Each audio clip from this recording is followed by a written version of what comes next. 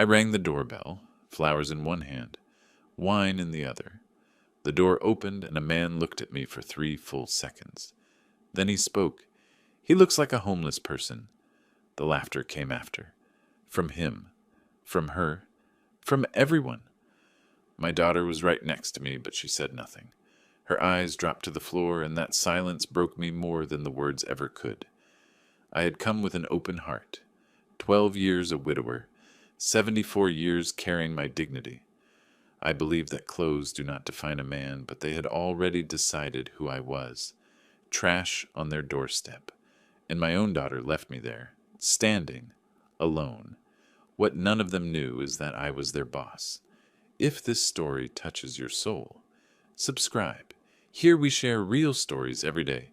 Stories that could be yours. Tell us in the comments where you are listening from. The doorbell rang inside the house. I heard footsteps. The door opened. A tall man, dark blue suit, Italian tie. He looked me up and down. 3 full seconds, counted. His gaze started at my old but polished shoes, went up my jeans, stopped at my gray blazer with 20 years of life in it, and reached my face. Then he spoke. He looks like a homeless person, just like that. No smile, no shame, like someone pointing out a stain on the wall. Behind him, a blonde woman with too much perfume covered her mouth with her hand and let out a short laugh. "Oh, Harold, don't say that, But her eyes were shining. She was enjoying it. Victoria, my daughter, beside me, went rigid. She said nothing. Her lips pressed together. Her eyes dropped to the floor. And that silence hurt me more than his words. My name is Robert Henderson, 74 years old, widowed for 12. I founded Henderson Engineering in 1978 with my own hands, and a loan I paid off in 5 years. Today, the company has 120 employees, is worth millions, and keeps running under my discreet supervision, but nobody knows that. Not even Victoria. I always dressed simply. Eleanor, my wife, used to say I didn't need expensive suits to have class. You are elegant, even in rags, Robert. She died of cancer 12 years ago. And since then, this gray blazer and these shoes I shine every Sunday are my uniform, my dignity. But there, standing in that doorway with white roses in one hand and a bottle of 1989 Cabernet in the other, I felt my dignity was worth nothing to them. Richard Evans appeared behind his parents, 35 years old, perfect smile, teeth white as porcelain, my future son-in-law, junior accountant in my own company, although he has no idea. To him, the company has a committee of anonymous shareholders that approves everything. That committee is me. Only me. He extended his hand, not to shake mine, but to guide me inside like someone pushing an annoying salesman. "Mr. Henderson, come in?" "Come in?" His voice was sweet, but his eyes were cold. He made me pass by, barely brushing against me. He didn't take the flowers. He didn't look at the wine.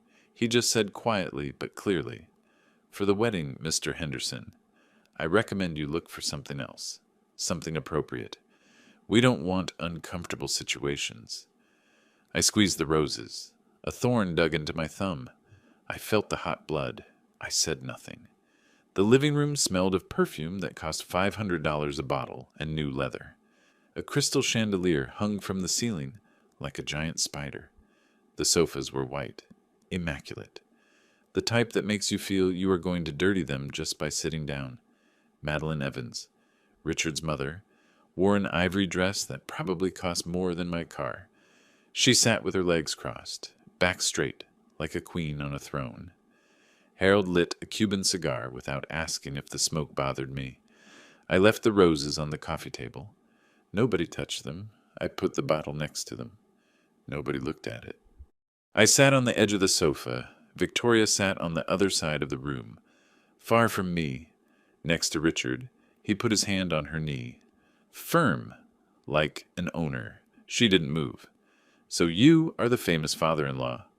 Harold blew the smoke out slowly, straight into my face. "It wasn't an accident. It was intentional. Victoria never spoke much about you. We thought that." He paused. He smiled. that you weren't very close. My daughter went pale. Dad is reserved, she murmured. Madeline laughed softly. Ah, reserved. What a nice word.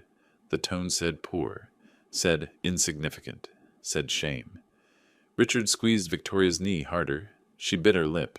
It is true, he added. Mr. Henderson is a man who is simple. He prefers to go unnoticed. The word simple sounded like an insult, a synonym for failure. Harold nodded. Well, everyone has their level. Right? And the three of them laughed, soft, polite, poisonous. Madeline leaned forward, curious, like someone examining a strange bug. And what did you do, Mr. Henderson, before retiring? She already knew the answer. I knew it by the glint in her eyes. I am an engineer, I replied. My voice came out firm. Civil engineer, retired. She nodded slowly, very slowly, as if confirming something. Ah, how nice. So you live off your pension? It wasn't a question. It was a statement, Harold added almost paternally. With inflation, Mr. Henderson. Those pensions don't cover anything anymore, do they? It must be complicated. He shook the ash from his cigar into a silver ashtray. But don't worry. Now Victoria is going to be fine. And you too, if necessary. I stayed silent. Why do insults hurt more when you correct them? Victoria stood up quickly. I'm going to get water. Richard got up with her. I'll help you, my love. They left together. I was left alone with Harold and Madeline.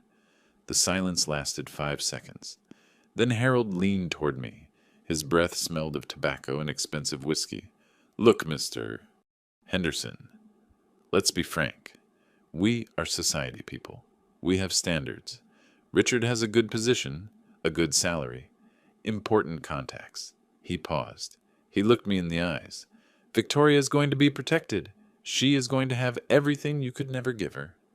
Madeline added with a voice that was soft but sharp. Poor thing. It must be hard living alone with that little pension. Thank goodness my son is generous. He will be able to help you, if you need it. They didn't look at me with hate. They looked at me with pity, and that was worse. Richard and Victoria returned. He was carrying 2 glasses of red wine. Only 2. For him and for her. They didn't offer me even water. They sat down. Richard raised his glass. To us, to our future. Madeline clapped softly. Oh, son, how lovely. And what luck, Victoria. With your nurse's salary and the inheritance you are going to receive. She stopped. She looked at me sideways. When the moment comes, of course. You two are going to live very well. Richard smiled. It is only fair, Mom.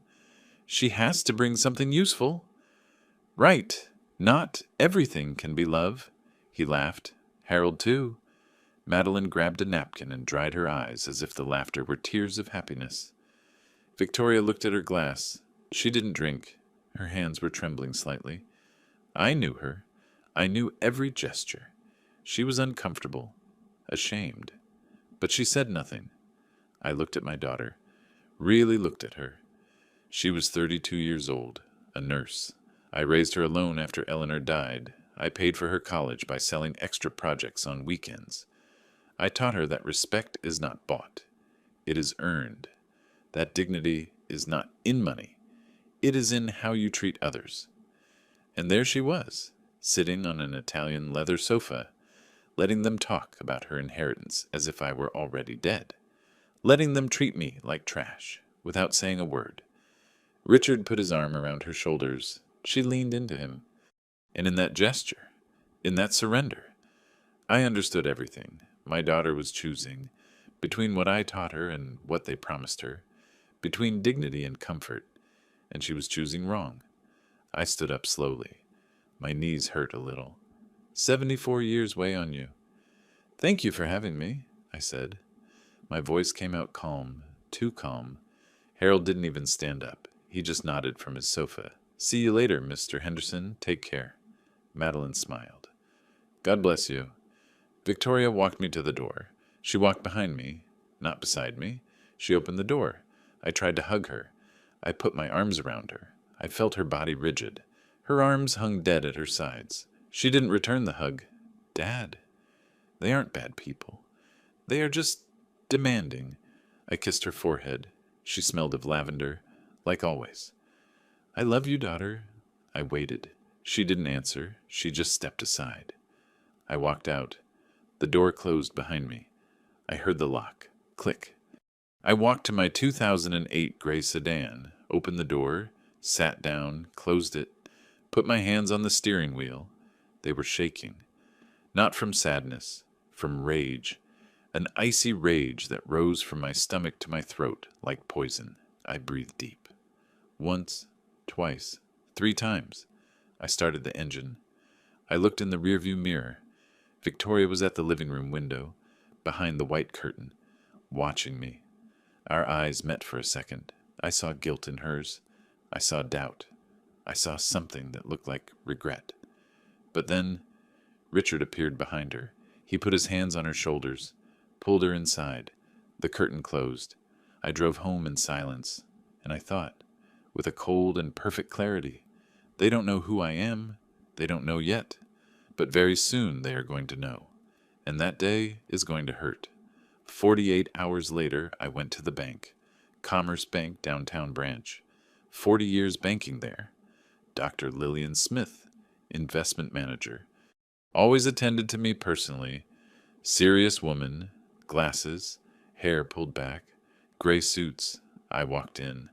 I saw her at her desk. She saw me. She blinked, looked at her assistant, said something in a low voice. The assistant left. Lillian stood up slowly, as if her body was heavy. Mr. Henderson.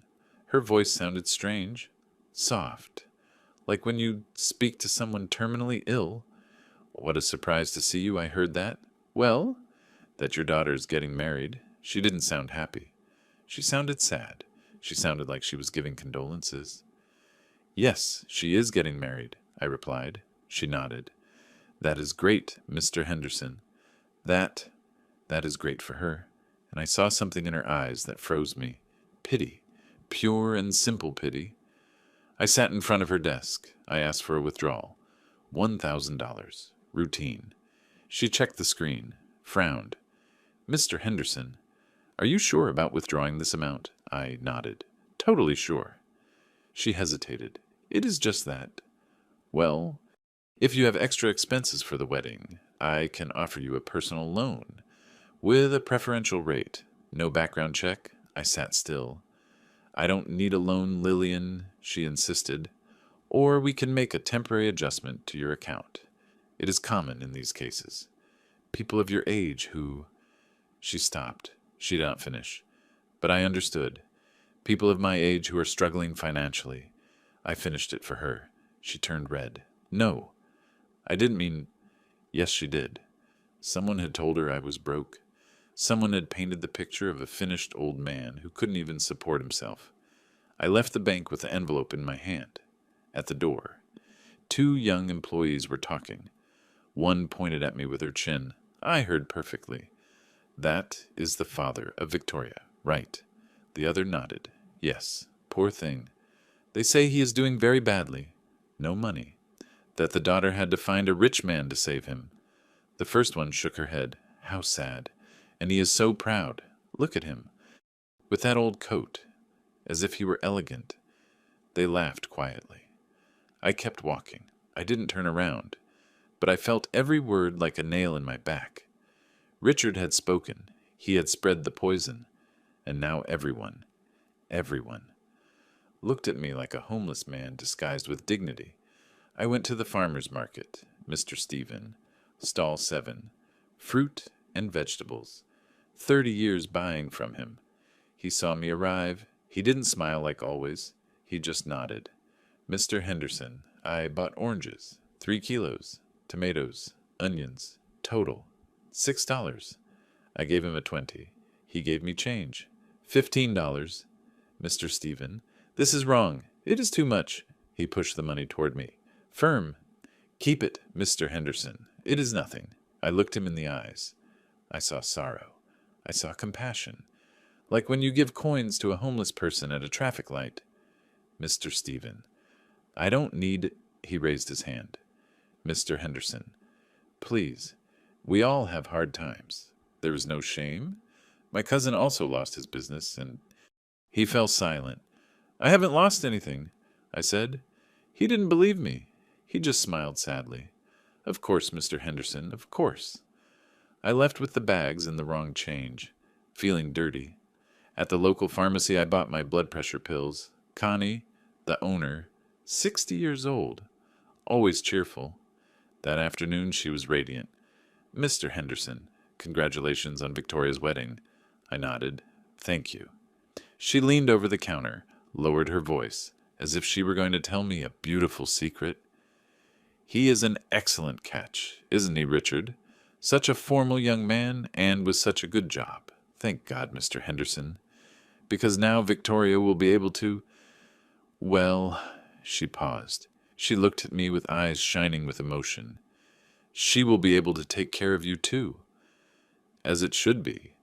A daughter always takes care of her father, especially when he can no longer. She stopped. She didn't finish. But the phrase floated in the air like toxic smoke, when he can no longer fend for himself. I paid $10. She only charged me $5. The discount is for being a frequent customer. She lied. I left without saying goodbye. I got home at 6 in the evening. I left the bags in the kitchen. I sat in the living room. Eleanor's photo on the shelf looked at me. We took that photo in Cartagena, 1993. She was 42. I was 51. We were smiling. We were happy. We had dignity. Nobody looked at us with pity then. I grabbed the photo, ran my finger over her face behind the glass. Eleanor, I said aloud to the empty house, they are talking about me as if I were a beggar, as if I were worth nothing. And Victoria... My voice broke for a second. Victoria lets them. I left the photo in its place. I sat there, in silence, feeling Richard's lies spreading through my life like black ink in clear water. At 7:15 the doorbell rang. I opened it. Grace, my next-door neighbor, 68 years old, a widow too, Eleanor's friend. She entered without waiting for an invitation. She had a funeral face. Robert, sit down. Her tone was grave. I sat. She sat in front of me. You need to know something. They are saying horrible things about you. I looked at her. What things? Grace, she took a deep breath, clasped her hands, that you are ruined, that you lost all your money, that Victoria is going to have to support you, that you are... Robert, they say you are confused, sick in the head, that you are not well. Every word was a hammer blow. Who says that my voice came out harder than I wanted? She shook her head. I don't know exactly. Someone from Richard's family. Or him. I don't know. But it is already all over the neighborhood, Robert. At the market. At the pharmacy. At church. Grace put her wrinkled hand over mine. Her eyes were wet. Robert, do you need money? Because I have savings. Not much. But something. And I can lend it to you. No interest. No papers. Whatever you need. I looked at her. I saw the same thing as in the others. Compassion. Pity. Sorrow. Grace. Who had known me for 30 years. Who came to all our Christmas dinners. Who cried at Eleanor's funeral hugging me. Who knew perfectly well that I had never asked anyone for anything. Now she was offering me charity. I don't need money, Grace, I said. My voice sounded cold, cutting. I'm perfectly fine. She nodded, but she didn't believe me. I saw it in her eyes. Well, but if you change your mind, I am here, for whatever it is. She stood up, kissed me on the cheek, left. I closed the door. I leaned against it, and I understood. Richard wasn't lying by accident. It was a strategy. It was brilliant, actually. Dirty, but brilliant. He was constructing a narrative, painting me as a finished old man, confused, dependent. What for? To isolate me. So that when the moment came to distance Victoria from me, everyone would think it was for my own good. So that nobody would question when he took control of her life, of her money. so that Victoria herself would believe she was saving me when in reality she was abandoning me. It was a perfect plan, and the worst part, it was working. The whole neighborhood already saw me differently, as a victim, as a burden, as a problem that needed a solution. And that solution was Richard, the savior, the generous son-in-law who was going to rescue the poor homeless father-in-law. That night, I didn't sleep. I sat in the armchair in the living room. Lights off. Only the streetlight entering through the window. I thought about everything I had built. Henderson Engineering, the downtown skyscraper, 25 floors, the industrial complex, 3 warehouses, the water treatment plant, certified internationally, 50 years of work, millions in accounts, a company that kept running under my discreet supervision, and Richard, junior accountant in my company, earning a salary that I approved every month. Had no idea that the committee of shareholders reviewing his work was me. Only me. The irony hurt, but it also gave me something. Power. A power I didn't know how to use yet, but I was going to use it. The phone rang. 11:30 at night. Name on the screen. Victoria? I answered. Dad low voice, almost a whisper. Yes, daughter. Silence. I heard breathing, heavy, nervous. Dad, I'm so sorry. They aren't always like this. It is just that, well, they are very demanding with appearances. But they have good hearts? Really? I closed my eyes. And you, Victoria? My voice came out calm, but cold. What do you have, a good heart or a good eye for appearances? Long silence. Dad, I just want to be okay. Is it so bad to want that? It depends, I replied. At the cost of what? She didn't answer. I heard voices in the background. Richard. Who are you talking to? My love, Victoria hurried. I have to hang up, Dad. She hung up. The tone remained. Long, empty, like everything. I left the phone on the table. I sat there, in the dark, with an icy certainty. My daughter had chosen, but not me. 3 days later, I decided to go to the company. I hadn't set foot in the offices in 6 months.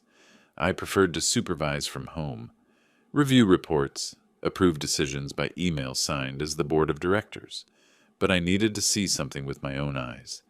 I needed to know how far Richard's poison had reached. I took a taxi. The building was on Constitution Avenue. 12th floor, blue glass, modern facade, Henderson Engineering. My name in silver letters at the entrance. I got out of the taxi. The doorman was new, young, impeccable uniform. He didn't know me. He looked at me like he looks at any elderly person walking slowly, with that mix of automatic courtesy and barely disguised impatience.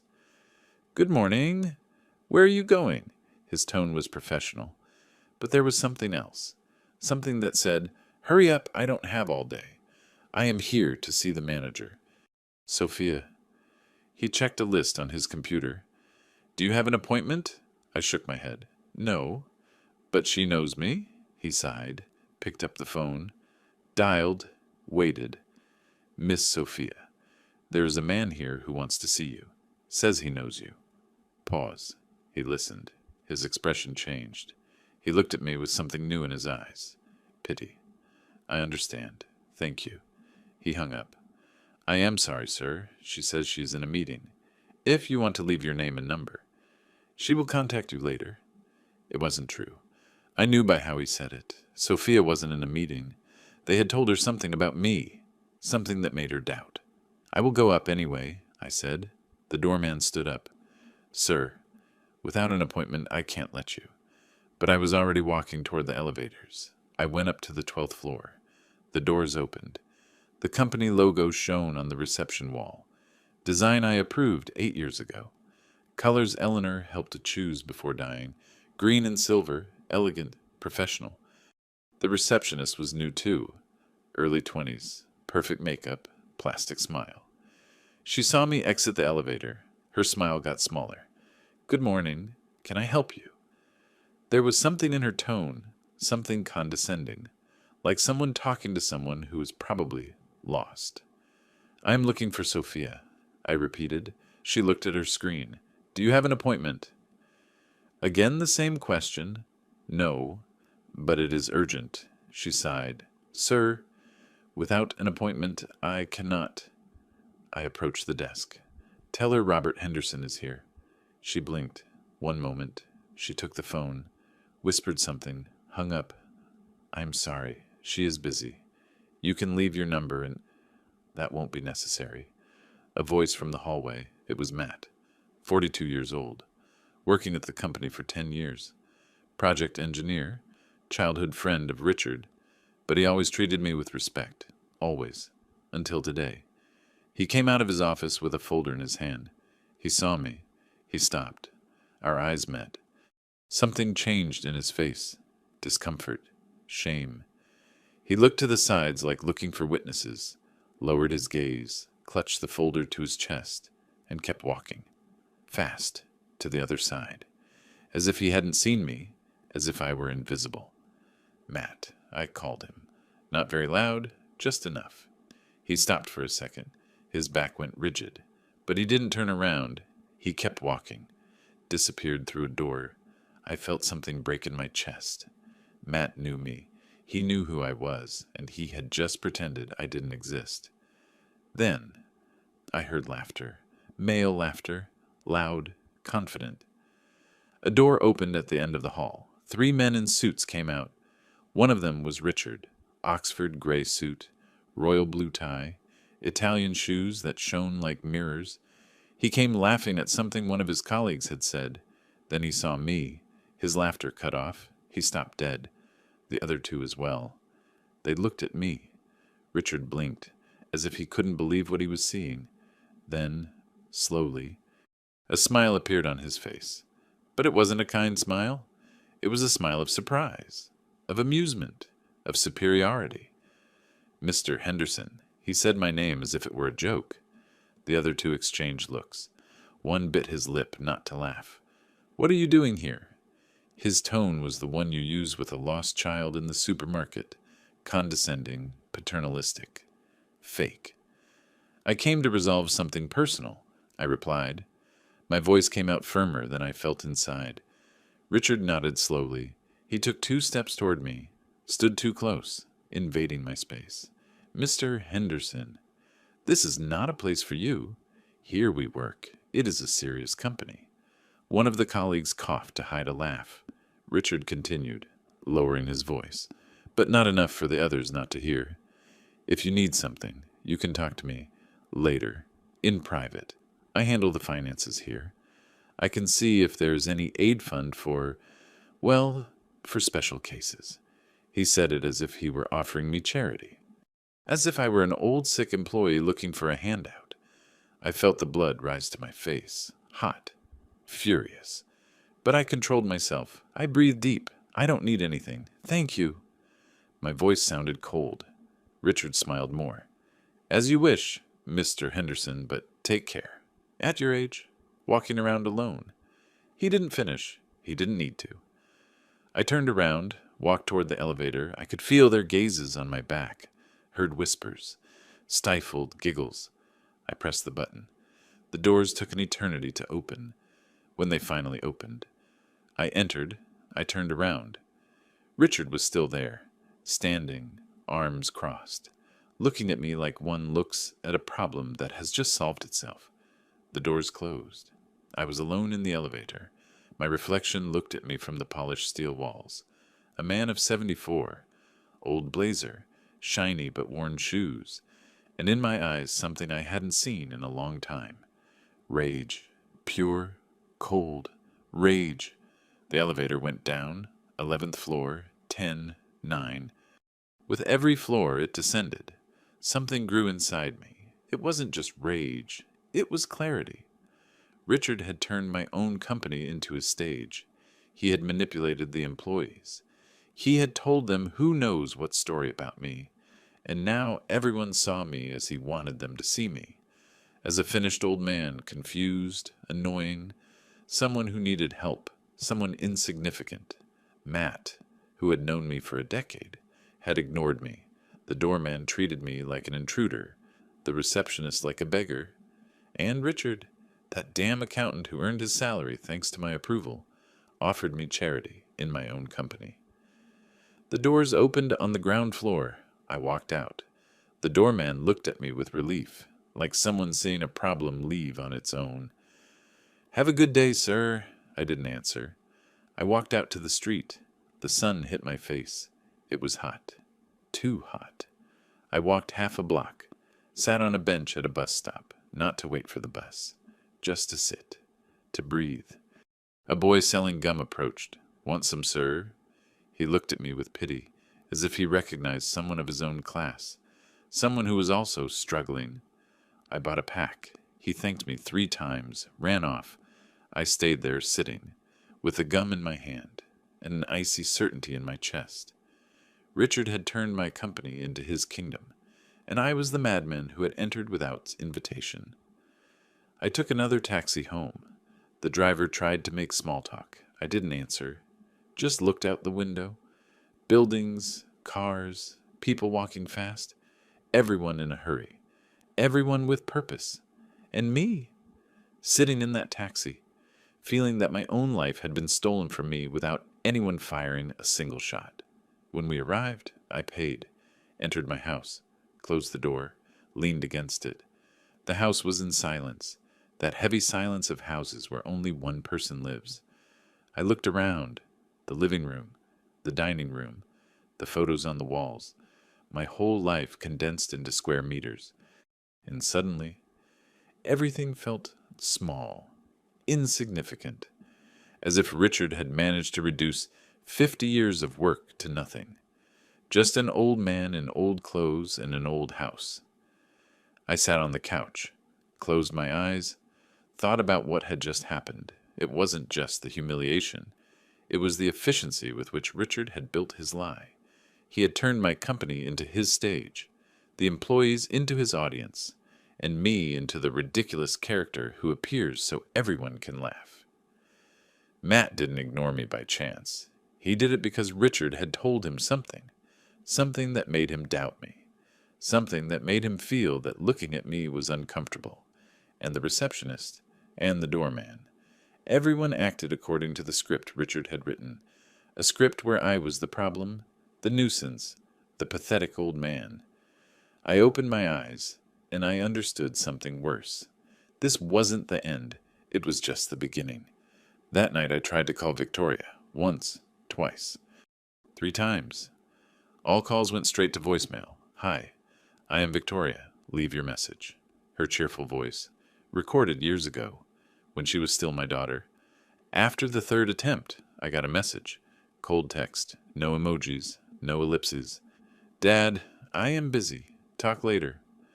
I looked at the message for 5 full minutes. She had never written to me like that, before her messages were warm. "Love you, Daddy. Talk later." Or "Give me a sec and I will call you Dad." But this was different. This was distance. This was rejection wrapped in courtesy, and it hurt more than any direct insult. I dialed her number a 4th time, not out of stubbornness, out of desperation. Voicemail again. I hung up, left the phone on the table, and felt something break inside me. The next day I made a decision. If Victoria wouldn't answer, I would go find her. I knew her shift at the hospital.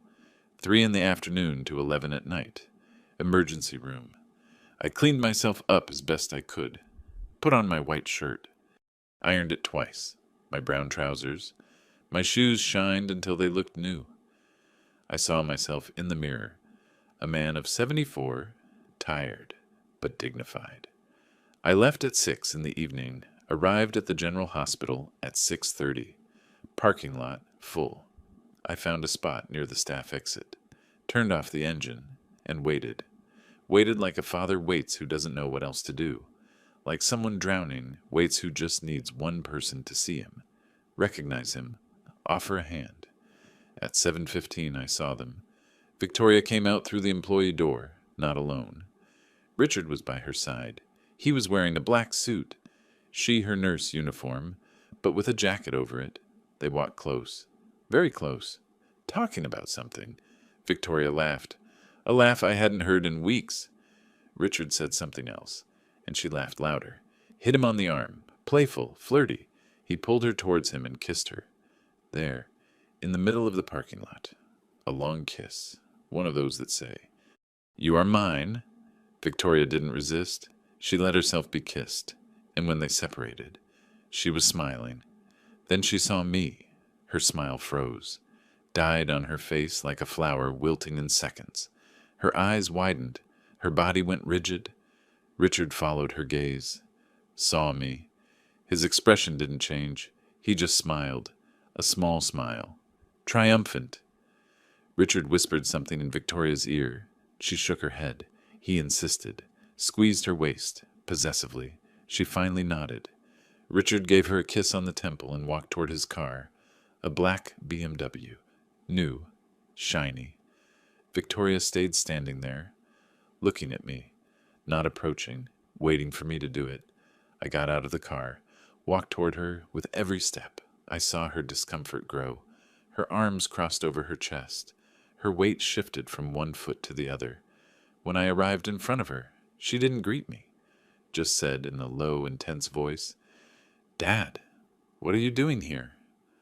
She didn't sound worried. She sounded annoyed. She sounded ashamed, as if I were a stalker, a problem, a father who doesn't understand boundaries. "I wanted to see you, daughter. You don't answer my calls." My voice came out softer than I wanted, almost pleading. She sighed, looked back. Richard was inside his car, watching, waiting. "Dad, I already told you I'm busy. You can't just show up like this." She made a gesture with her hand, a gesture that encompassed the parking lot, the hospital, me. "Like this?" how I asked. She pursed her lips. "Like this?" Without warning. "It looks like you were chasing me." The word fell like a stone. Chasing. As if I were dangerous. As if I were a threat.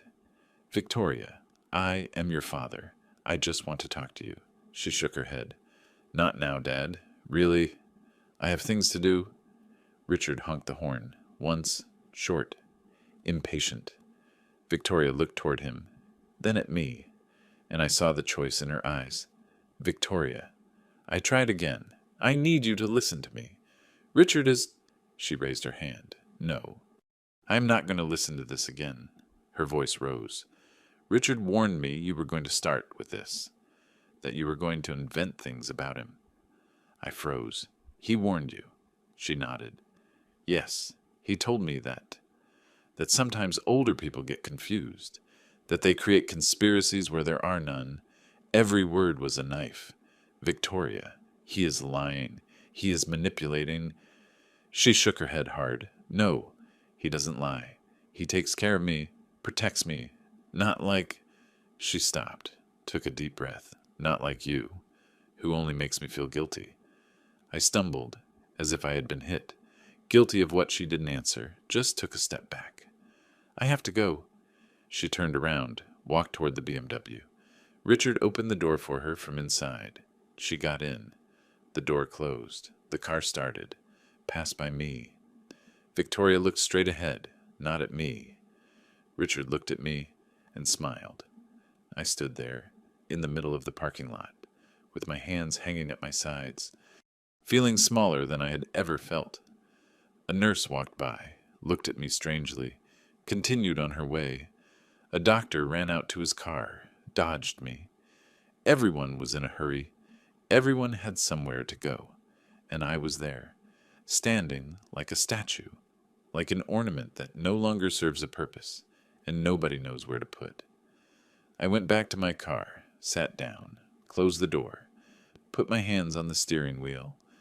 I didn't start it, just stayed there, looking at the spot where the BMW had been, the spot where my daughter had told me I was chasing her, that I made her feel guilty, as if loving her was a crime.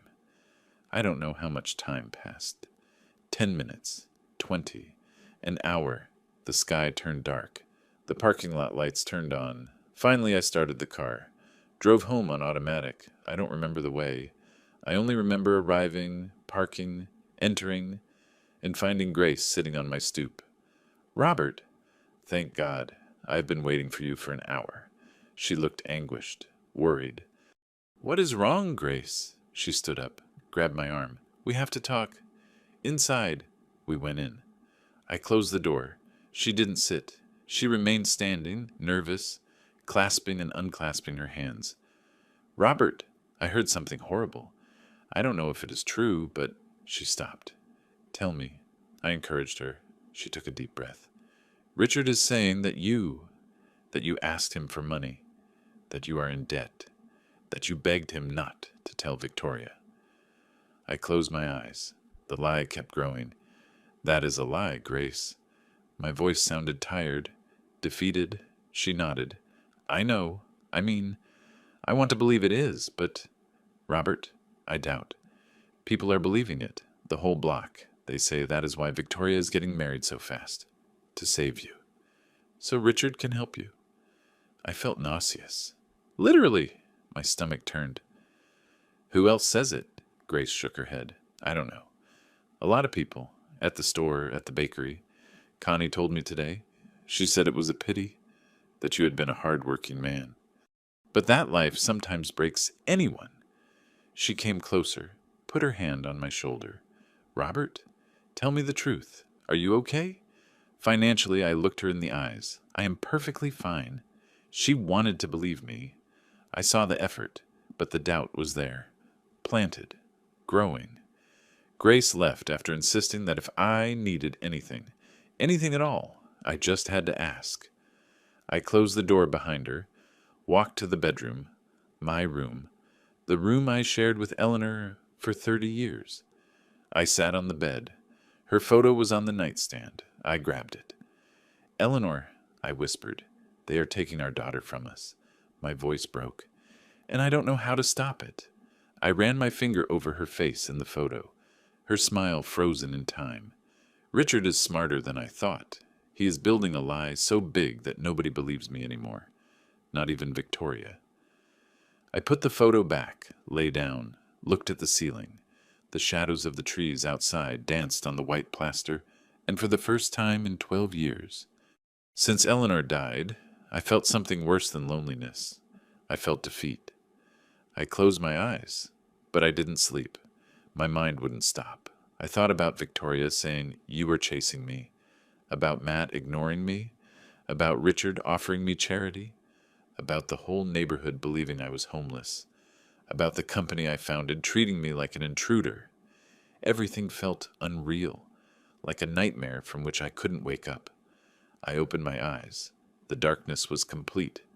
Only the digital clock marked 2 in the morning. And there, in that darkness, with the silence crushing my chest, I understood something terrible. Richard had won. He had isolated me. He had turned me into a lie. He had erased me. And the worst part is that I still didn't know what else he planned to do to me. I still didn't know the real blow. And that terrified me more than everything else. If you are listening to my story, please tell me in the comments where you are watching from. Sometimes knowing there are people in the world who understand what I lived through gives me strength to continue. 3 days later, at 9 at night, someone knocked on my door. I wasn't expecting anyone. Grace had already come in the morning with soup I didn't ask for, but accepted so as not to hurt her. I looked through the peephole. A woman, 50-something years old, hair pulled back in a tight ponytail, dark dress, big bag on her shoulder. She was looking to the sides like someone afraid of being seen. I didn't know her. I opened the door just a crack, leaving the chain on. "Yes," she jumped. "Mr. Robert Henderson." Her voice was low, nervous. I nodded. She swallowed hard, looked toward the street again. "I am Rose Medina. I work at the Evans house." My heart accelerated. "I need to talk to you. Please. It is urgent." I hesitated, but there was something in her eyes. Fear. Urgency. Truth. I removed the chain. "Open the door. Come in." She entered quickly, like someone hiding. I closed the door behind her. She stood in the living room, not sitting, clutching her bag with both hands, trembling slightly. "Do you want water, coffee?" She shook her head. "I don't have much time." If they realize I left, she didn't finish, just looked toward the window. I drew the curtains. Sit down. Please. She finally sat on the edge of the armchair, ready to run at any moment. Mr. Henderson, I shouldn't be here. I could get fired, or worse. Her voice broke a little. But I need to tell you something you have to know. I sat in front of her. I am listening. She took a deep breath, closed her eyes for a second. When she opened them, there was determination there. Richard is lying, especially about you. The words came out fast, rushed, as if she had been holding them too long. I have worked for them for 3 years. I clean. I cook. I'm there almost all day. And I hear things. Things I shouldn't hear. But I hear. She leaned forward. Mr. Henderson, Richard is manipulating Victoria. It is all a lie. The part about you doing poorly financially. The part about you being confused. The part about you asking for money. All of it. A lie. I felt something loosen in my chest. Validation. Someone finally saw the truth. Why is he doing it? I asked. Rose shook her head. For money. The Evans are broke. Completely broke. They owe money to everyone. And they need Victoria's money. They need her. There it was. The naked truth. Raw. Real. Rose clutched her bag. Richard started investigating who had denied the contract. He discovered that the company has discreet supervision. Someone approves everything from the shadows, but he couldn't find out who. He only knows there is someone. A shareholder committee, he thinks. I sat still. That someone was me. Only me.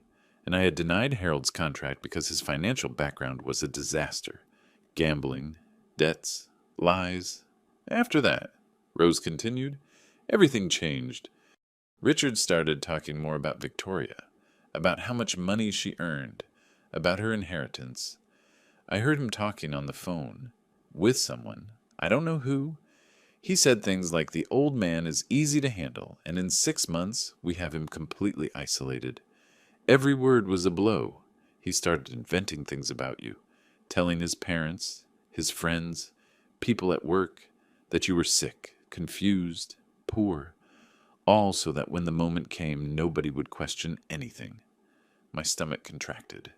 What moment Rose looked me straight in the eyes? The moment Victoria cut contact with you. Forever. I felt cold, a cold that came from inside. Mrs. Madeline lost her job 6 months ago, added Rose. But nobody knows. They keep living as if they had money. The house is rented. Mr. Henderson, it is not theirs. Everything is a facade. The furniture, the cars, everything borrowed or financed. They are desperate. I was starting to understand. That's why the urgency of the marriage. That's why the rush. That's why they needed to isolate me. If Victoria kept contact with me, I could warn her, could protect her. Richard talks about a plan, continued Rose.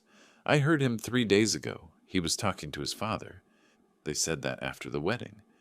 Everything was going to be easier, that Victoria was going to understand she had to stay away from you, that it was for the best, and if not, she stopped, and if not, what my voice came out hard. Rose swallowed, that they had ways to make it legal. That's what he said, legal ways to protect her from him. The words floated in the air like poison. Legal ways. What did that mean? Rose searched in her bag, took out a folded paper, handed it to me with trembling hands. This was on Richard's desk, in his office, in the house. I shouldn't have taken it, but I thought you had to see it. I unfolded the paper.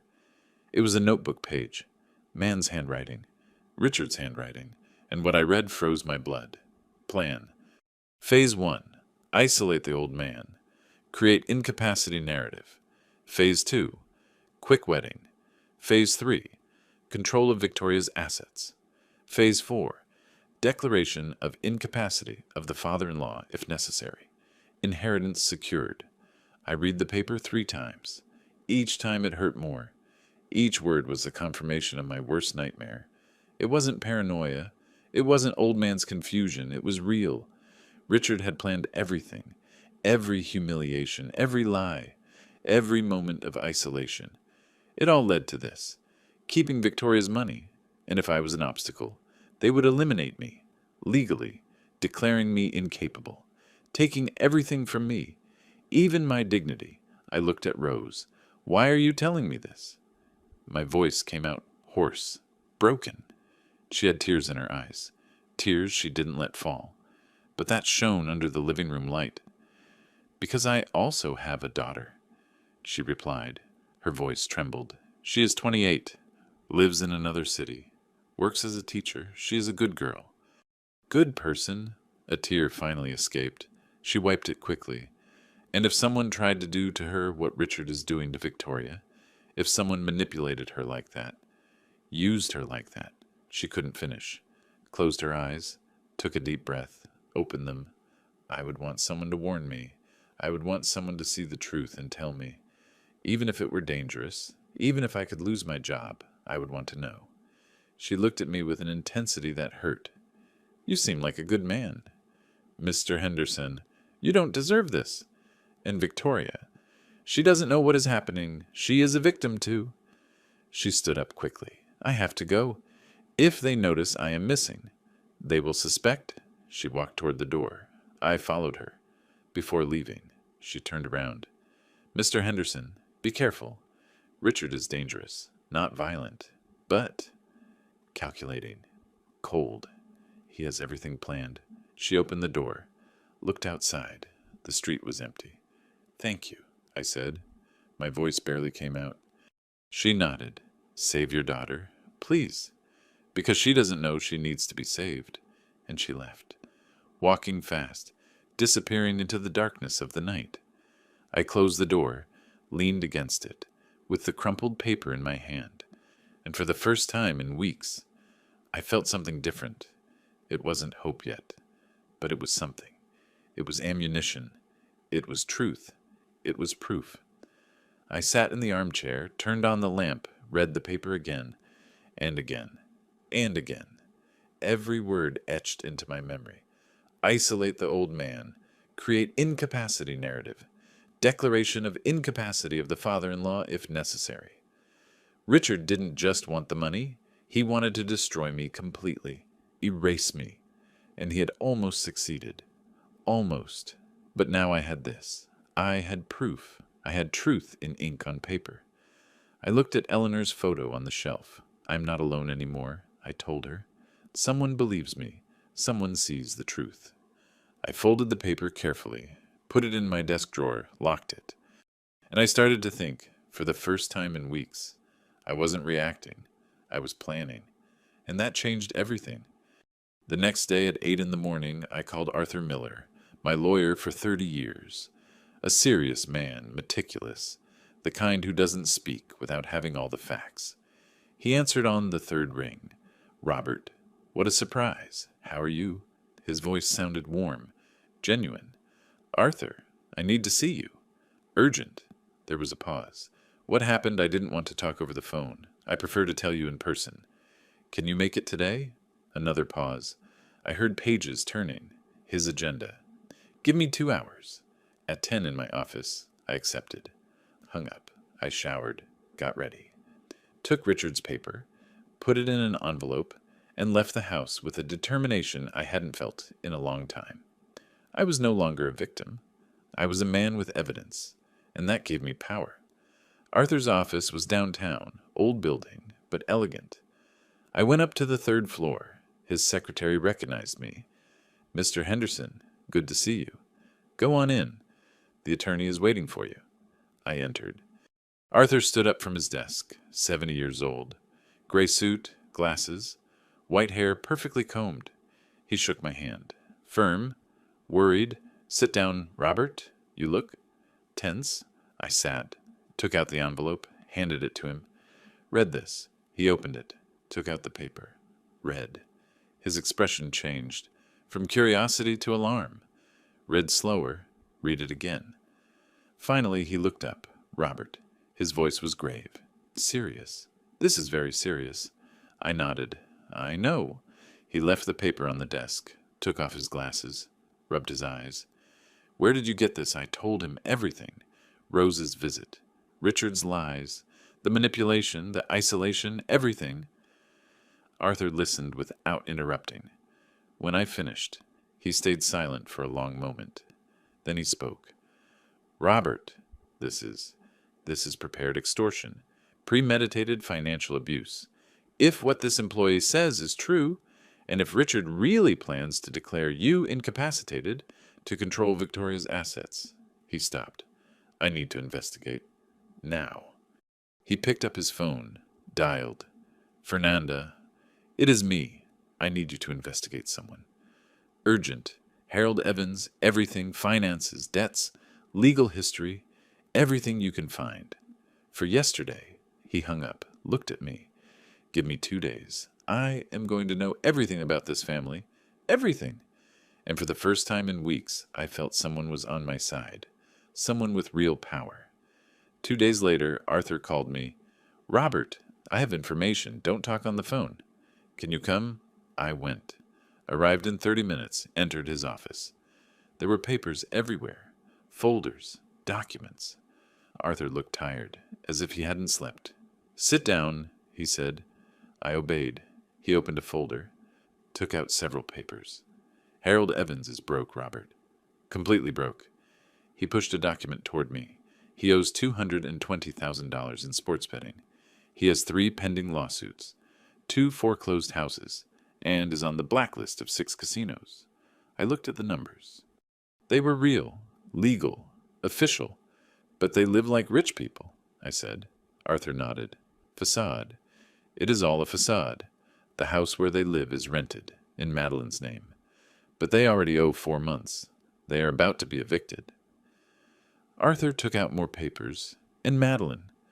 Madeline Evans lost her job 8 months ago. She was a manager at a luxury boutique. They fired her for theft. Small amounts. They never sued her because the owner was a friend of the family. But they let her go. I felt something twist in my stomach. It all made sense now. The luxurious house was a lie. The expensive furniture was a facade. The lifestyle was acting. And they needed money, desperately. That is why the interest in Victoria, I said. Arthur nodded slowly. That is why the interest in Victoria. She is a nurse. She has a good salary. She has savings. And she has... He looked directly at me. An inheritance waiting for her. Yours. The words fell like stones. My daughter was a walking check for them. Does Richard know all this? I asked. Arthur nodded. Richard knows. In fact, he took out another document. Richard has been helping his father hide assets. There are suspicious transfers. Accounts in the names of third parties. All the money Richard earns in your company, he deposits. In accounts that Harold controls. They are laundering money, Robert. Or trying to. I felt nausea. The man who was going to marry my daughter was a criminal, a liar, a manipulator, and she had no idea. There is more, said Arthur. His voice turned darker. I found something that... Robert, I need you to prepare yourself. Something in his tone scared me. What did you find? He took a deep breath, took out a new document, thicker, with official stamps. A marriage contract, already drafted, already ready. I took the document, opened it. It was 20 pages. I read the title. Prenuptial Agreement between Richard Evans and Victoria Henderson. I started reading. The first page was normal. Property regime. Divisions. Standard. But on page 8 I found something that stopped me. A clause. In case of proven mental or physical incapacity of the spouse's father. Robert Henderson. The administrative control of inheritance assets will pass temporarily to the spouse Richard Evans until final medical resolution. I read the sentence 3 times, 4, 5. It couldn't be real. They want to declare me incapacitated, I whispered. Arthur nodded. Yes. They want to declare you incapacitated. With the narrative Richard has created, Arthur explained. With everyone saying you are confused, broke, dependent, with Victoria believing you need help. It would be easy, very easy. 2 doctors sign, a judge approves, and suddenly you no longer have control over anything, not your money, not your decisions, not your life. My heart beat so fast I heard it in my ears, and if they declare me incapacitated, I couldn't finish. Arthur finished for me. If they declare you incapacitated, Victoria inherits everything. But since she is married under this contract, Richard controls those assets. Temporarily, it says here, but temporarily can be forever. I leaned back in the chair. The room was spinning. They are going to steal everything from my daughter, and they are going to use me as the excuse. Arthur put his hand on the table. Firm. Robert, listen to me well. This is serious. Very serious. But you have something they don't know you have. I looked at him. What evidence? Time and me. He leaned forward. They are not married yet. There is still time. But we need to act fast. We need stronger proof. And we need Victoria to see the truth. I felt lost. Arthur, she won't listen to me. She thinks I'm crazy, that I am jealous, that I am inventing things. He nodded. I know. That is why we are not going to tell her. We are going to show her, with facts, with documents, with evidence she cannot deny. There was determination in his eyes. Does Victoria know about this contract? I asked. Arthur shook his head. I doubt it very much. They haven't shown it to her yet. They are going to do it days before the wedding, when it is already too late to back out. When is the wedding? Asked Arthur. I felt my stomach drop. In 3 weeks. Arthur went pale. 3 weeks. My God, we don't have time. He stood up, started walking from one side to the other, thinking, calculating. We need more proof. We need testimonies. We need... He stopped, looked at me. We need that employee. Rose, she can testify. She can confirm everything. I shook my head. No, I am not going to put her in danger. If Richard finds out she spoke... Arthur raised his hand. You're right. Okay, then we work with what we have. The paper, the financial documents, the marriage contract. It is enough. It has to be. He looked at me with a seriousness that scared me. Robert, are you ready to fight? Because this is going to get ugly. I looked at all the papers on the desk. Proof of lies, proof of manipulation, proof that my daughter was being used as an object, as a means to get money, and that I was going to be declared incapacitated to facilitate the theft. Everything was there, black on white, real, undeniable. I looked at Arthur. I am ready, I said. My voice came out firm, without doubt. But I need your help, because if this goes wrong, I lose my daughter forever. Arthur nodded. It is not going to go wrong, I promise you. We sat there, 2 old men, 1 lawyer, 1 engineer, both tired, but both determined. Because this was no longer just about me. It was about Victoria. It was about protecting her from something she didn't even know existed. And even if she hated me later, even if she never forgave me, I was going to save her, even if it cost me everything. 2 days later, my phone rang. It was 1 in the afternoon. I was in the living room, reviewing the documents Arthur had given me, trying to understand every legal word, every hidden clause. I saw the name on the screen, Victoria. My heart skipped a beat. I answered fast, too fast. Daughter. My voice came out anxious, desperate. There was silence on the other side. Then her voice, soft, softer than it had sounded in weeks.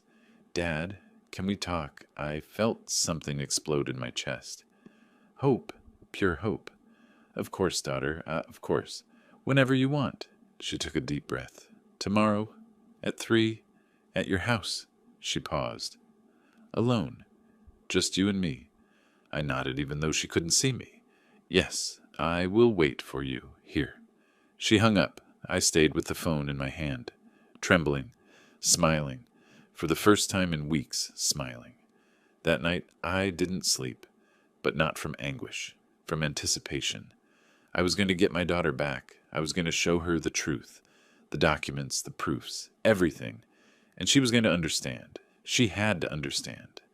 I got up at 6 in the morning, cleaned the house, vacuumed, dusted the furniture, washed the dishes I had in the sink, changed the sheets on the sofa, put fresh flowers on the table, roses, her favorites.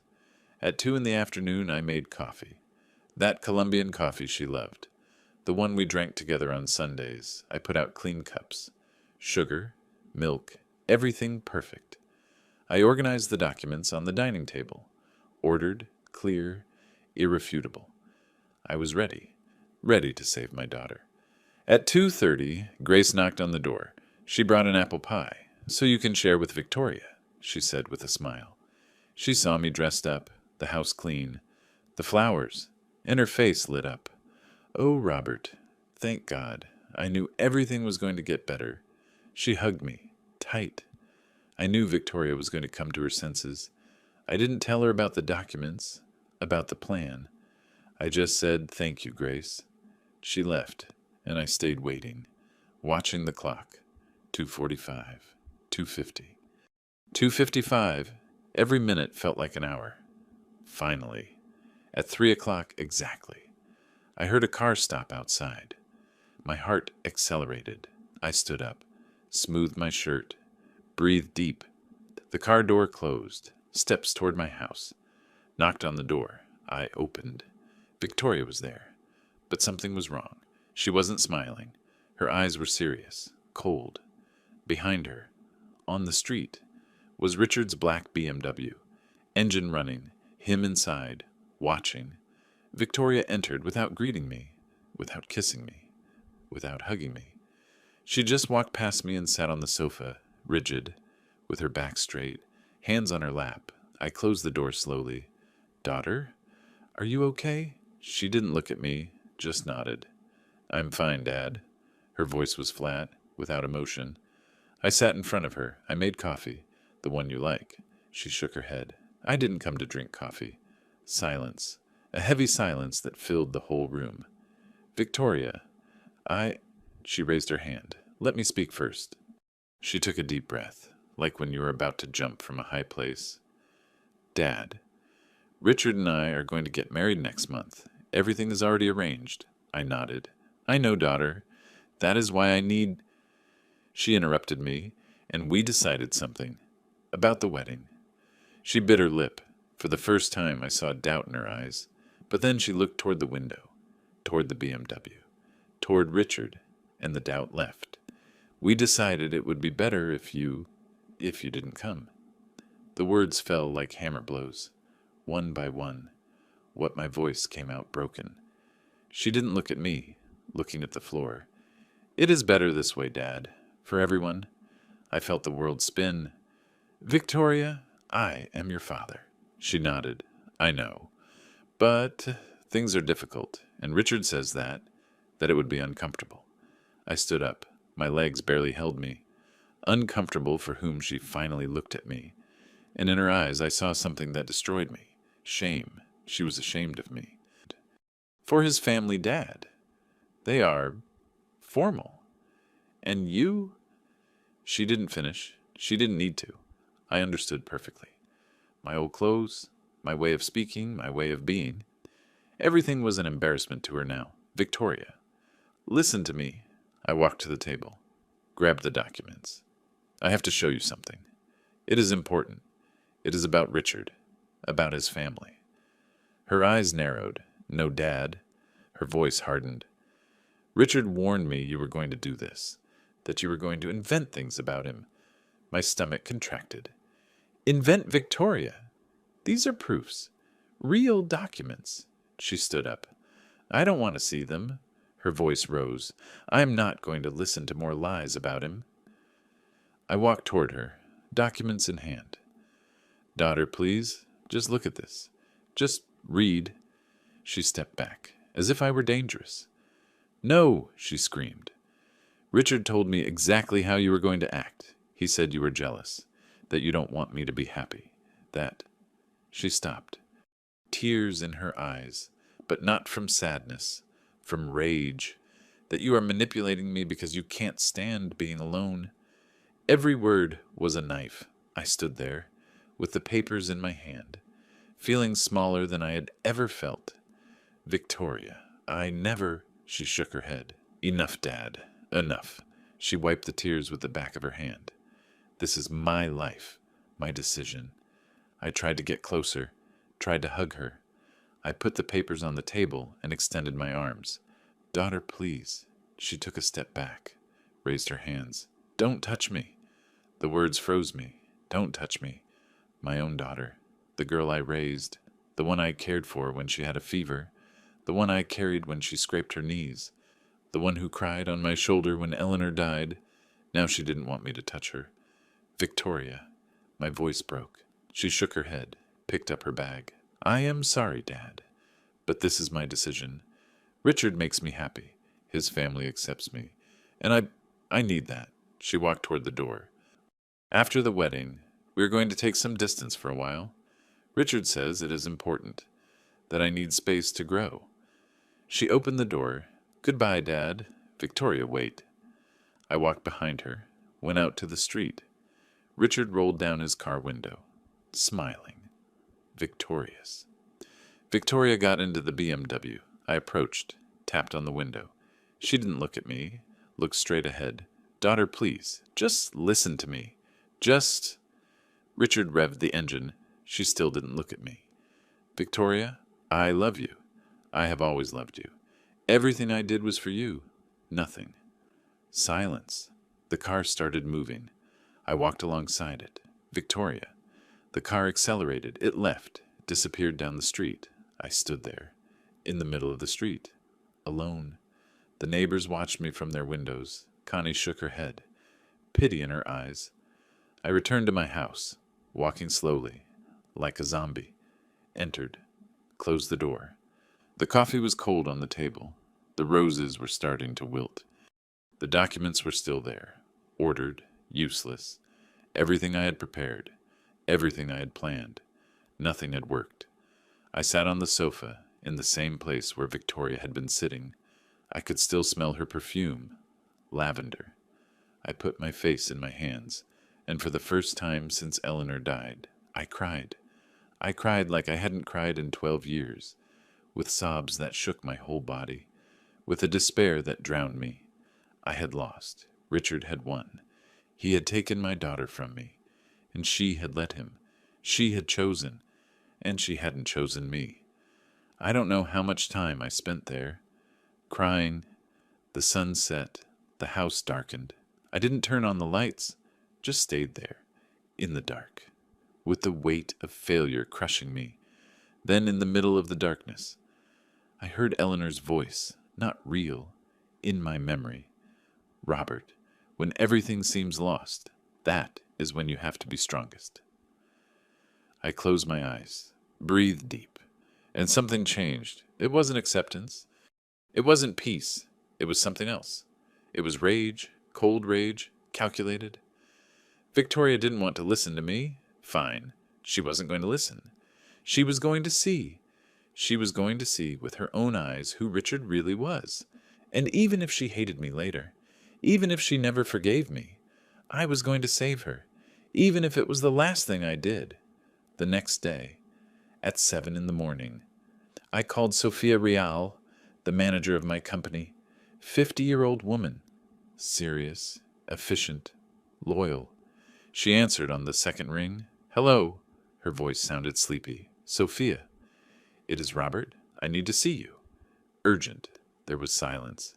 Then, her voice changed, alert. Mr. Henderson, what happened? I didn't want to explain over the phone. Can you make it today? After hours in your office. Alone. She didn't hesitate. Of course. At 7 tonight, I will be there. I hung up. Then I called Arthur. I need you to come with me tonight. To the company. It is time to act. He understood immediately. I will be there. There was no turning back. This was going to end. One way or another. At 6:30 in the evening, I arrived at the company. The building was almost empty. Only security and some employees working late. I went up to the 12th floor. Sophia was in her office. Light on. When she saw me enter, she stood up fast, walked toward me, and hugged me, tight, like a sister. Mr. Henderson. My God, what happened? Richard is walking around saying horrible things about you. She pulled away, looked me in the eyes. that you are sick, confused, that you're inventing stories. I didn't believe a word of it. But she stopped. I saw tears in her eyes. I'm so sorry, Mr. Henderson. I should have looked for you sooner. I should have. I raised my hand. It is not your fault, Sophia. Richard is very good at lying. I looked at her. Can I trust you? She didn't hesitate. To the death. I told her everything. Every detail. From the humiliation at the Evans house to Rose's visit. Arthur's documents. The plan to declare me incapacitated. The marriage contract. Everything. Sophia listened with her mouth open. When I finished, she was pale. That bastard, she whispered. That damn bastard. She stood up, walked from one side to the other. Processing. Mr. Henderson, he has been snooping in confidential files. I thought it was for a project. He asked me for access to shareholder records. I told him he didn't have authorization, but he insisted. Now I understand. He was looking for you. She turned to me, determination in her eyes. What do you need me to do? Anything. Tell me and I will do it. Before I could answer, someone knocked on the door. Sophia and I tensed. Yes, she said. The door opened slowly, and Matt appeared. Matt Sanders, the one who had ignored me in the hallway days ago. He looked terrible. Red eyes, unshaven, face of not having slept. He looked at us. Mr. Henderson, Can I come in? Sophia looked at him with distrust. I nodded. He entered, closed the door behind him. He stood there, uncomfortable, ashamed. Mr. Henderson, I am sorry. I'm so sorry. His voice broke. Richard told me that you had lost your mind, that you were sick, that it was dangerous to talk to you because it upset you. I believed him. Tears ran down his face, and I ignored you, like a coward, and I haven't been able to sleep since. I stood up, walked toward him, looked him in the eyes. Matt, do you believe me now? He nodded desperately. Yes. Yes, I believe you. Richard is a liar, a manipulator, and I was an idiot for believing him. He wiped his tears with the back of his hand.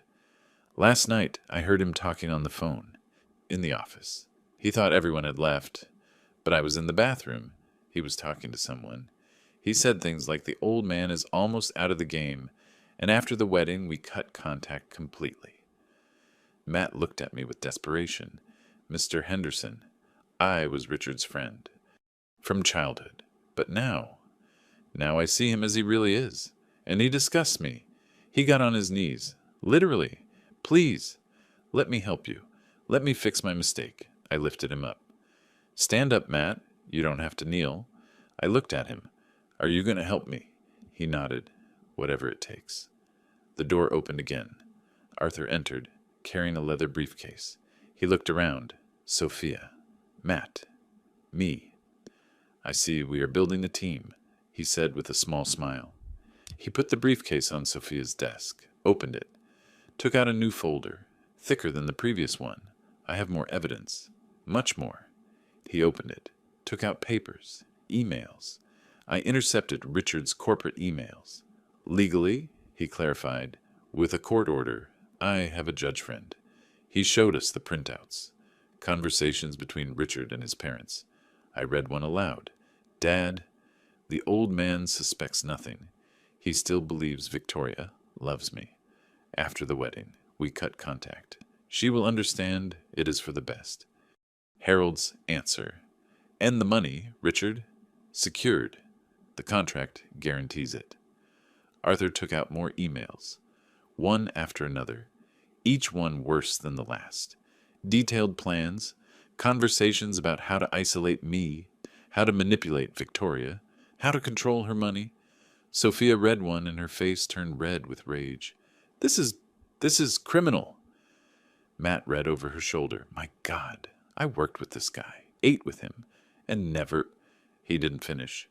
Arthur closed the folder. With this we can destroy him, legally and publicly. He looked at us all, but we need to do it right. We need him to incriminate himself, in front of witnesses, in front of Victoria. He looked at me. Robert, are you sure you want to do this? Because once it starts, there's no turning back. I nodded. I am sure. I sat down, looked at my team, Sophia, Matt, Arthur, 3 people who believed in me, who saw the truth. It wasn't much, but it was enough. I need you to call a meeting, I said. My voice sounded different, firm, decided. Richard, Harold, Madeline, tell them it is to discuss the consulting contract Harold asked for months ago. Sophia frowned, but that contract was denied. I smiled. For the first time in weeks, I smiled for real. They don't know that. Tell them there is a reconsideration, that the shareholder committee wants to meet with them to discuss terms. Arthur's eyes shone. You are going to use their own greed against them. I nodded. Exactly. Sophia took her phone. When do you want the meeting? I looked at her. Tomorrow, at 5 in the afternoon. Main boardroom. She nodded, dialed, waited. Richard. It is Sophia. Listen, I need you to come tomorrow at 5, with your parents. Pause. It is about your father's consulting contract. The committee reconsidered. They want to meet. Another pause. I heard Richard's voice on the other side, excited, greedy. Yes. Bring your parents. It is important that both are there. See you tomorrow. She hung up. Looked at me. Tomorrow they will be here. All 3. Hungry, Arthur added. And we will be waiting, Matt asked. What do you want me to do? I looked at him. Bring Victoria. Tell her it is urgent, that there is something she has to see. Don't tell her what. Just bring her. He nodded. I will do it. We stayed there, the 4 of us, in that office, planning, every detail, every move. Arthur would bring the proofs. Sophia would prepare the room. Matt would convince Victoria. And I would be there, at the head of the table, where I had always been, where I always should have been. One more thing, I said. Everyone looked at me. When they enter, when they see everything, they are going to attack. They are going to say I am crazy, confused. They are going to try to flip the situation. I looked at Sophia. That is why I need you to be there, as a witness, as the official manager. I looked at Matt, and you too, as a trusted employee. I looked at Arthur. And you as my legal representative. The 3 nodded. We are going to do this, right? I said. We are going to end this tomorrow. We left the office together, in the elevator. Sophia grabbed my hand. Mr. Henderson, it is going to work, I promise you, Matt added. And if it doesn't work, at least Victoria is going to know the truth. Arthur put his hand on my shoulder. You have endured a lot, friend. But tomorrow you recover your dignity, your name, your life. The doors opened. We went out to the parking lot. We said goodbye. Everyone went to their car. I stayed standing there a moment, looking at the building, my building. Tomorrow, in that room, the lie was going to end. I was going to expose Richard. I was going to show Victoria who the man who was going to marry her really was. And even if she hated me, even if she never forgave me, at least she was going to be safe. And that was enough. I got in my car, drove home, and for the first time in weeks, I slept. Because I knew that tomorrow everything was going to change. 5 in the afternoon, main boardroom, mahogany table we bought in 2005, 12 leather chairs, large windows with a view of the city. I was sitting at the head, where I had always sat, Sophia to my right, Arthur to my left, Matt standing near the door, everyone in silence, waiting. My heart beat strong but steady. It wasn't fear, it was anticipation. The glass doors were closed, but I could see the hallway. At 5:05, I saw them arrive. Richard in front, new Oxford gray suit, royal blue tie, shoes that shone, confident smile.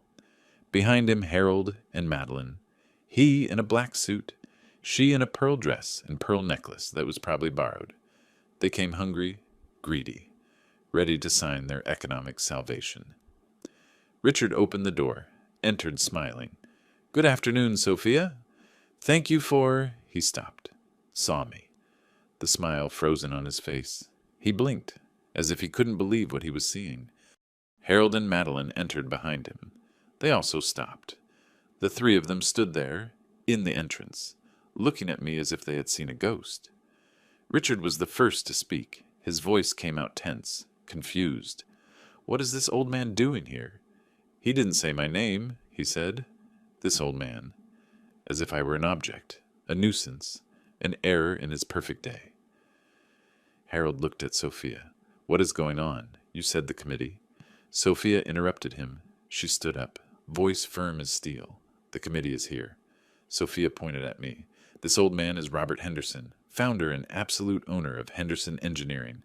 The words fell like bombs. Richard blinked, once, twice, his brain processing. "Impossible," he said, laughed nervously. "The owner is a shareholder committee." I reviewed the documents. He stopped. His face started to pale. Sophia continued relentlessly. "There is no committee. There never was. There is only Mr. Henderson. He approves everything, the contracts, the salaries, the denials." She looked at Harold. "Including the denial of your husband's consulting contract?" Harold went white. Madeline grabbed her husband's arm. Her fingers dug into the fabric of his suit. Richard shook his head. "No, no. This is then I saw it." The exact moment he understood. His eyes widened. His mouth opened. He whispered, "Shit." I sat calmly. Let the silence grow. Let it fill the room like water. Finally I spoke. My voice came out low. Calm, without rage, just facts. "Richard, do you remember the contract your father asked for 3 months ago, industrial consulting? $200,000 a year." Harold swallowed hard. I saw it in his throat. "It was denied," I continued. "By me, personally." I took out a folder, opened it, for lack of financial ethics. I pushed a paper toward them. Sports betting, debts in 6 casinos, 3 fraud lawsuits, 2 foreclosed houses. I looked Harold straight in the eyes. $220,000 in debt, Harold. Did you think I wasn't going to investigate you? His face crumbled. Madeline started to tremble. Richard took a step toward the table. You can't. Can't what? My voice remained calm. But there was steel underneath. Can't protect my company from dishonest people. Can't investigate who requests $1,000,000 contracts. I stood up slowly. I am the owner, Richard. I can do whatever I want. Arthur stood up too. Put another folder on the table. And there is more. He opened it, took out papers. Many papers.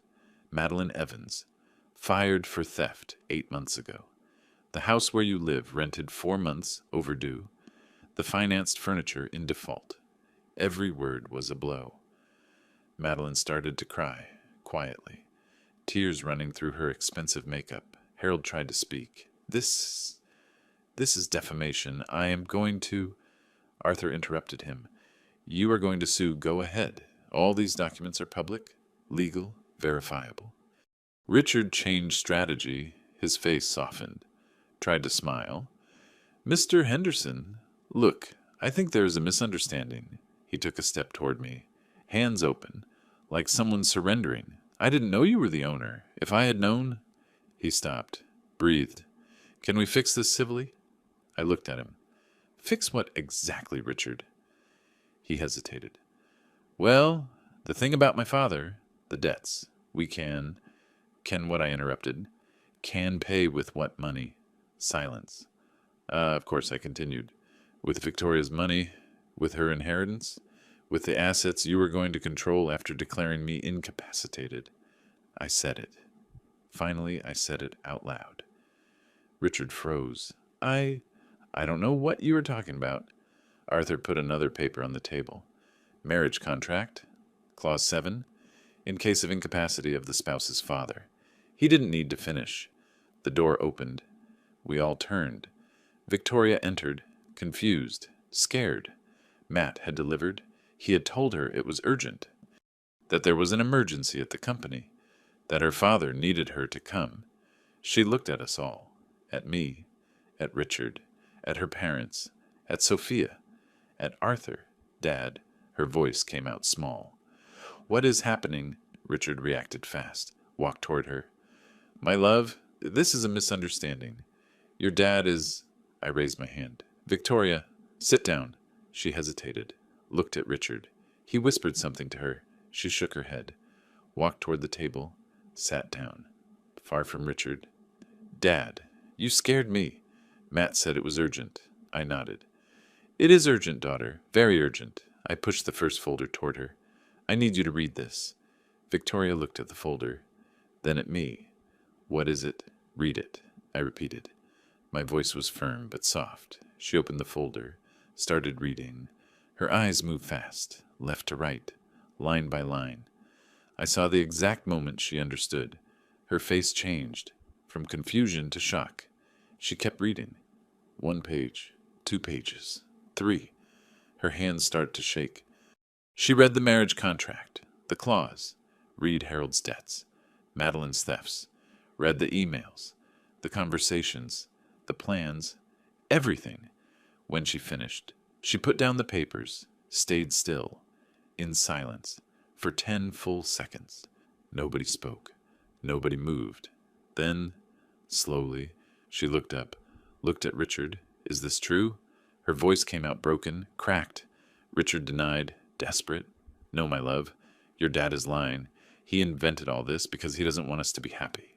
Victoria stood up, slowly, like in slow motion, grabbed another folder, the one Arthur had prepared, opened it, started reading aloud.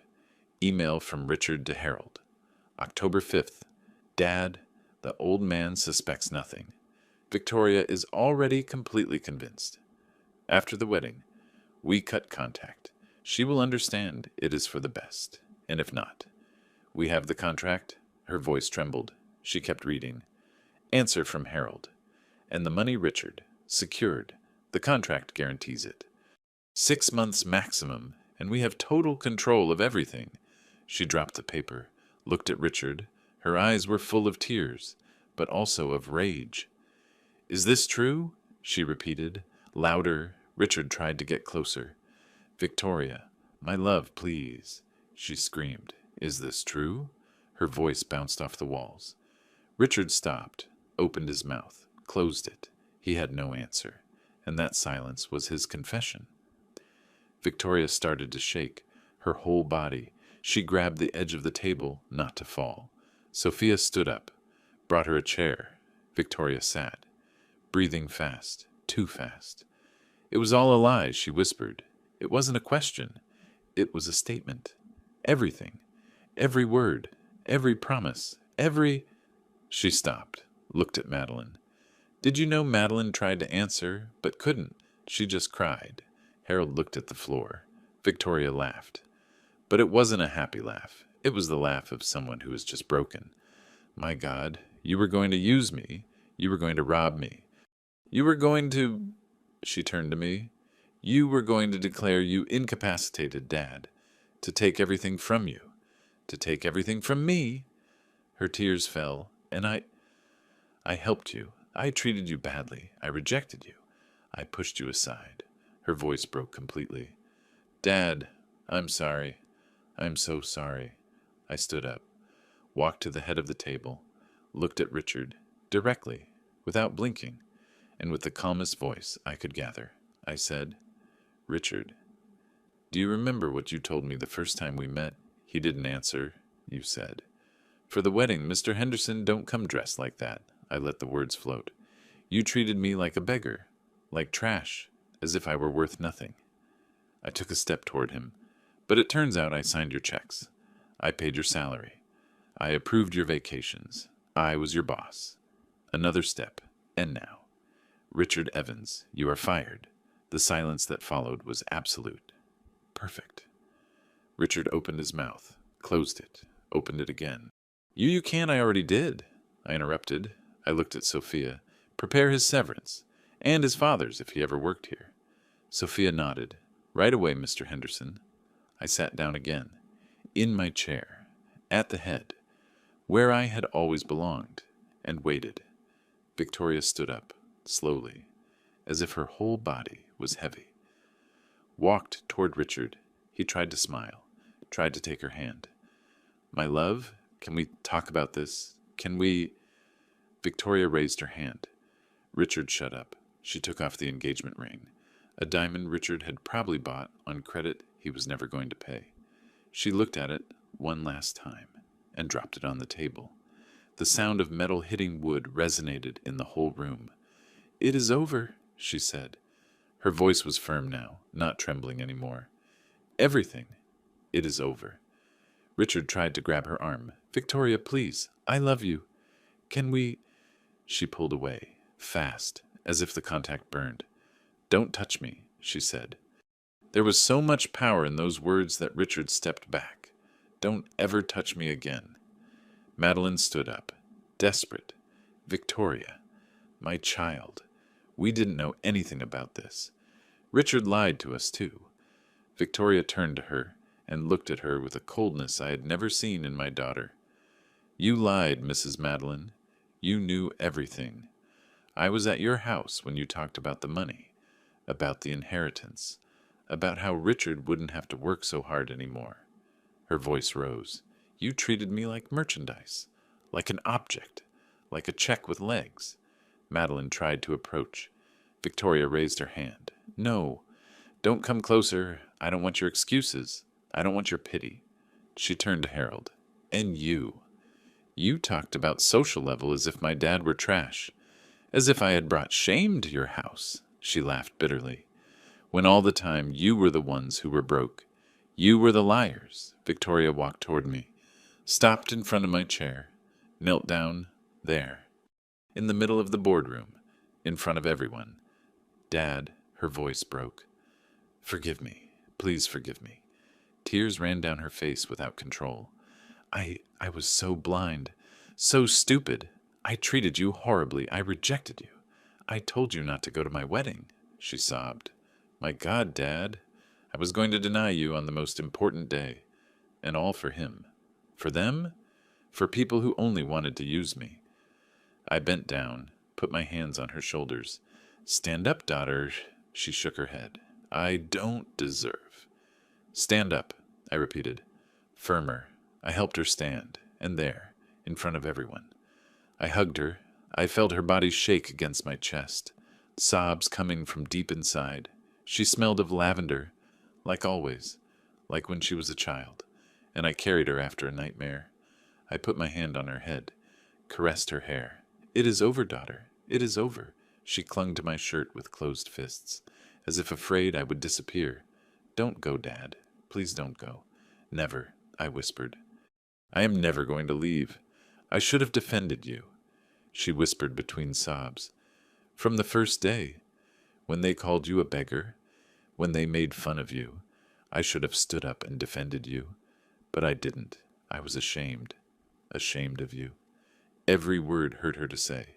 "And you never stopped protecting me, never stopped loving me, even when I rejected you, even when I treated you like—" She couldn't finish. I hugged her tighter. "You are doing it now," I told her. "Now you are defending yourself, and defending me, and that is what matters." She pulled away a little, looked me in the eyes. "How can you forgive me?" I wiped a tear with my thumb. "Because you are my daughter, and a father's love is not measured by mistakes. It is measured by how much you are willing to forgive." She hugged me again. "I love you, Dad. I love you so much." Harold tried one last time. "Look, this is all a misunderstanding. We can reach an agreement. Civilly." His voice sounded less sure now, desperate. Arthur stood up. "There is nothing to agree on, Mr. Evans. Your son is fired. You are on the black list of this company, and if you try any legal action, we have enough evidence to countersue for fraud, manipulation, and attempted financial abuse." He took out a card, gave it to Harold. "This is my firm's contact. If you want to discuss something, do it through us." Harold took the card with a trembling hand. Madeline cried in silence. Richard looked at the floor, defeated, silent. For the first time since I met him, he had nothing to say. "Get out," I said. Simple, direct. "Get out of my company." Richard looked up. There was rage there, pure hate. "This isn't going to stay like this," he said. His voice had poison. I am going to what Sophia interrupted him. You are going to defame me, lie about us? Go ahead. But remember that now every company in the industry is going to know why you were fired. Good luck getting a job. Matt, who had been quiet the whole time, spoke. And I am going to make sure, personally, that everyone knows what kind of person you are, Richard. We were friends, not anymore. Richard looked at him with hate. Traitor? Matt didn't flinch. No, I am the one who should have spoken sooner. Richard clenched his fists. For a second I thought he was going to try something violent. But no, he just turned around and walked out. Harold and Madeline followed him. The door closed behind them. When they went out into the hallway, I saw a figure standing near the elevator. Rose. She had a rag in her hand, pretending to clean a window. But she wasn't cleaning anything, just watching. Our eyes met. She had tears in her eyes. She nodded. Once, slowly, I returned the gesture. Thank you, I mouthed. She smiled. Small, sad, but real. Then she turned around and disappeared down the hall.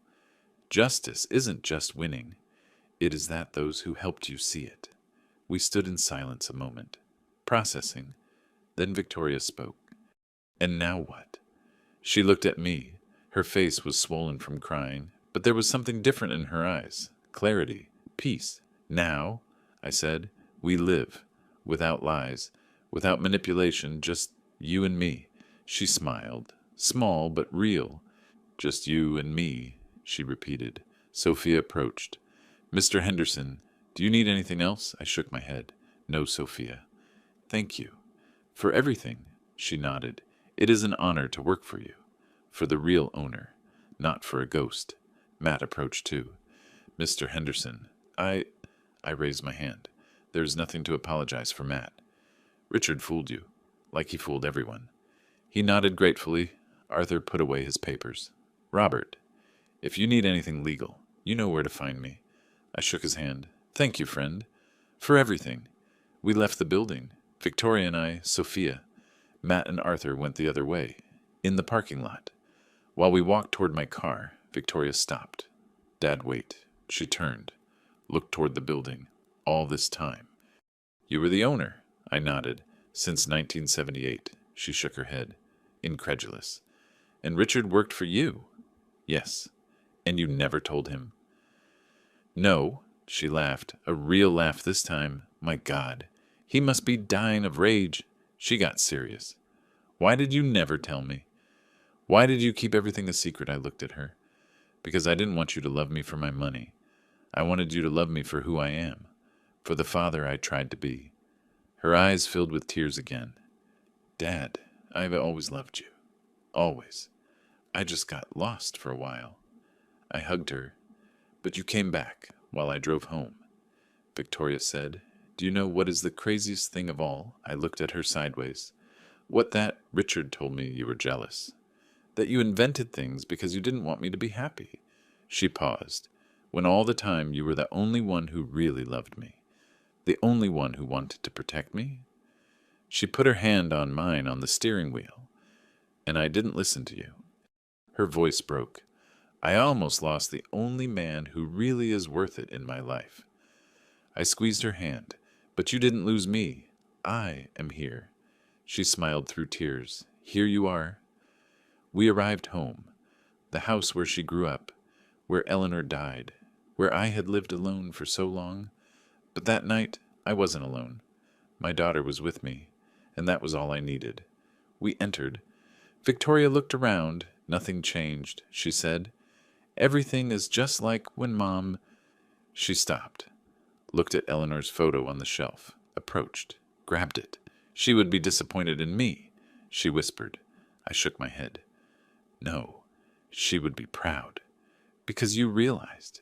Because you defended yourself. Victoria put down the photo. Do you think she knew that one day I was going to need to learn this? I approached, stood next to her, looking at my wife's photo.